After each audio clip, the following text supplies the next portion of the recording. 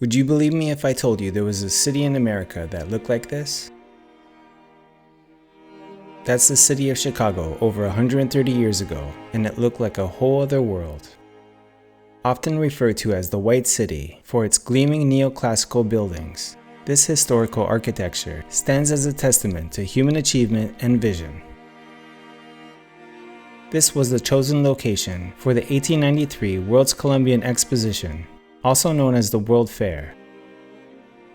This looks nothing like Chicago does today. The fairground sprawled over 600 acres, featuring 200 monumental structures that defied people's imagination at the time. More than 27 million people attended the exposition during its 6-month run. Through preserved footage and photographs, we witnessed the splendor of this event. Attendees marveled at architectural wonders and engaging with groundbreaking technological displays. The liberal arts and manufacturers building alone covered nearly 32 acres, with the capacity to fit 4 of the great Roman Colosseums inside it and seat 300,000 people. Its vastness was almost incomprehensible.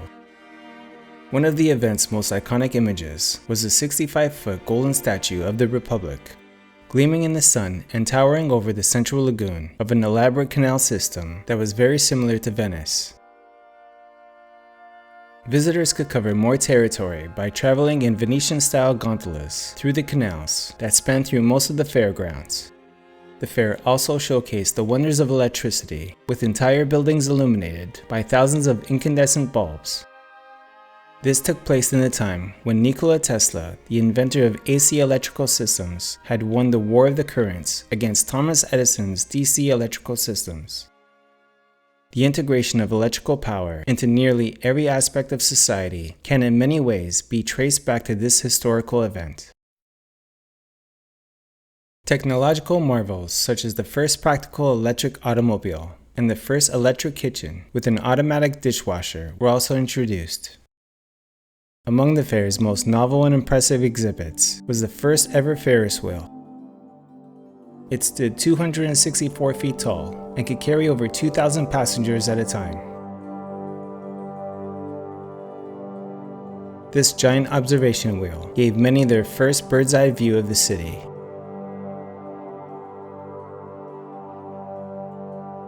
Another groundbreaking exhibit was the introduction of the moving walkway, a precursor to the modern escalator. As we delve deeper into the World's Fair events, a pattern begins to emerge, one that seems to defy the conventional history we've all been taught. In cities all over the world, we consistently see the same grand and ornate structures, civil engineering, and infrastructure projects being constructed on a colossal scale with an impossible time frame. As we observe the fairgrounds, a question lingers: how are these monumental structures built in such a time span? The official narrative suggests the exposition was built in just 2 years, but the logistical challenges of the late 19th century cast doubt on this rapid timeline.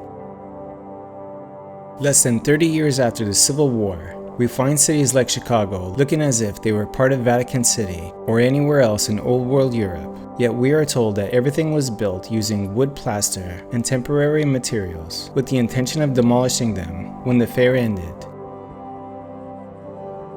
Furthermore, the reported materials used plaster jute fiber and other temporary substances raised concern about durability. With millions of visitors, the wear and tear on these hastily constructed buildings would have been significant. Additionally, the construction of the canals, especially within the swampy terrain of Jackson's Park, added another layer of complexity. Building these waterways required significant excavation, water management, and structural work, all within the same tight timeline. How did these structures and canals withstand the immense foot traffic, the elements, and the test of time, even if just for the duration of the fair? It's a puzzle that challenges the official narrative and fuels speculation. The architectural marvels of the fair, labeled as temporary, have long been a source of intrigue. Their intricate designs and sheer grandeur seem disproportionate for structures meant only to last for a short time. However, without exception, Some isolated buildings still stand today because some were constructed with permanent materials. Everything else got destroyed.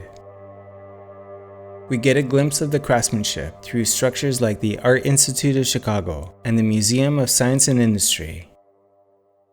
In Chicago's case, the majority of the fairgrounds did not need to be demolished because they were conveniently destroyed by a fire a few months after the event ended. Why were certain buildings constructed from permanent materials, and why did they so often hold the title of the world's largest buildings at the time? It raises the question, how could the world's largest buildings have been constructed with using mostly temporary materials? Are we to believe that just over a century ago, people made a habit of building some of the largest magnificent and ornate buildings ever seen, only to use them for a few months? Even if we disregard the buildings themselves, the earthworks involved in these projects would challenge modern capabilities and equipment under such tight timelines. And most importantly, why would they do all this just to destroy it? Could the World's Fair events have been a perfect cover-up to hide the remnants of a unified global system that existed before the upheaval of the Civil War and the two world wars were used to reshape our world? The similarities between the narrative surrounding the fairs, the architecture, and the scale all seem to point to something more than coincidence. It suggests a carefully orchestrated erasure of the past we were never meant to remember. A great example would be the lost civilization of the Tartarian Empire, but I'll save that for another video.